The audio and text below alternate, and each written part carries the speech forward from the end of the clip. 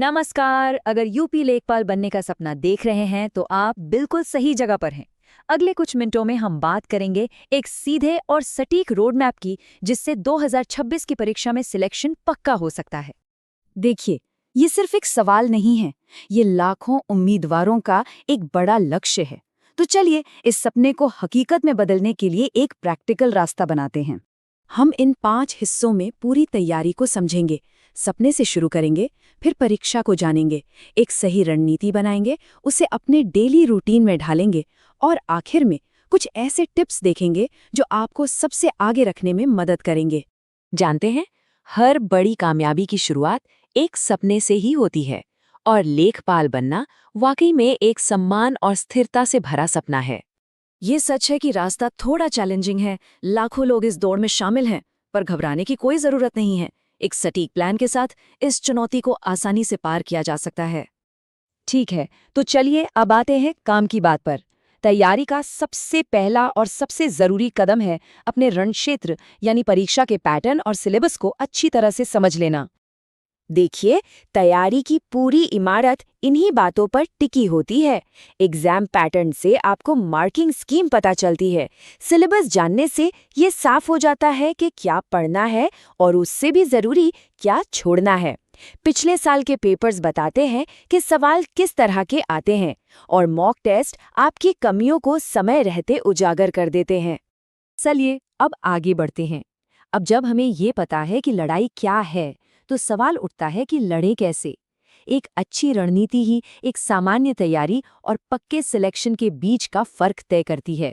ये 5 कदम एक तरह से सफलता का ब्लूप्रिंट है। सबसे पहले सिलेबस को समझिए, फिर बेसिक किताबों से अपनी नींव मजबूत कीजिए, रोजाना करंट अफेयर्स पढ़िए, हर हफ्ते मॉक टेस्ट दीजिए और सबसे जरूरी, उन टेस्ट से अपनी कमजोरियों को पहचान कर उन पर काम कीजिए। असल में यही टॉपर्स की स्ट्रैटेजी होती है। स्ट्रैटेजी बना लेना एक बात है, लेकिन उसे हर रोज अमल में लाना बिल्कुल दूसरी। तो अब सवाल ये है कि रोज कैसे और कितना पढ़ें। इसका सीधा सा जवाब है एक बैलेंस्ड टाइम टेबल। ये एक सैम्पल टाइम टेबल है, इसे आप अपनी जरूरत के हिसाब से बदल सकते हैं। जनरल नॉलेज और मैथ्स का सिलेबस बड़ा है तो उन्हें 2-2 घंटे देना सही रहता है। हिंदी स्कोरिंग है तो 1 घंटा काफी है, पर सबसे जरूरी है आखिरी 1 घंटा, जो सिर्फ रिविजन और सवालों के प्रैक्टिस के लिए है। इसे कभी मत छोड़िएगा। और हाँ, याद रखिए, रोज 10 घंटे पढ़ने से बहुत बेहतर है 5-6 घंटे पूरी ईमानदारी और फोकस के साथ पढ़ना। क्वालिटी क्वांटिटी से हमेशा ज्यादा जरूरी है। अब बात करते हैं उन सीक्रेट हथियारों की जो सफल उम्मीदवारों को बाकियों से अलग करते हैं। ये वो छोटी छोटी आदतें हैं जो आखिर में एक बड़ा फर्क पैदा करती हैं। ये सबसे महत्वपूर्ण बात है। एक दिन 10 घंटे पढ़ना और फिर 2 दिन किताब ही न उठाना, इससे अच्छा है कि रोज 5 घंटे पढ़ें, पर रोज पढ़ें।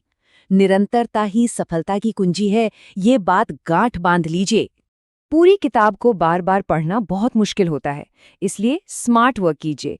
हर टॉपिक के छोटे छोटे क्रिस्प नोट्स बनाइए ताकि एग्जाम से पहले आप उन्हें जल्दी से रिवाइज कर सकें। पिछले सालों के प्रश्न पत्र यानी PYQs, इनको हल करना सबसे जरूरी कामों में से एक है। इससे आपको परीक्षा के असली पैटर्न, सवालों के लेवल और जरूरी टॉपिक्स का एकदम सटीक अंदाजा लगता है। एग्जाम हॉल में सिर्फ ज्ञान ही नहीं बल्कि समय को मैनेज करने की कला भी काम आती है। किस सवाल पर कितना समय देना है, ये सीखना बहुत जरूरी है और ये सिर्फ मॉक टेस्ट से ही आएगा। इस बात को हमेशा याद रखिए, अगर हर रोज पूरी ईमानदारी के साथ 5 से 6 घंटे अपनी तैयारी को दे दिए तो यकीन मानिए सिलेक्शन होकर रहेगा। तो अब रास्ता साफ है और रणनीति तैयार है। सवाल सिर्फ एक है, क्या आप इस सपने को हकीकत में बदलने के लिए मेहनत करने को तैयार हैं? अगर हाँ, तो शुरुआत आज से ही कीजिए। शुभकामनाएं।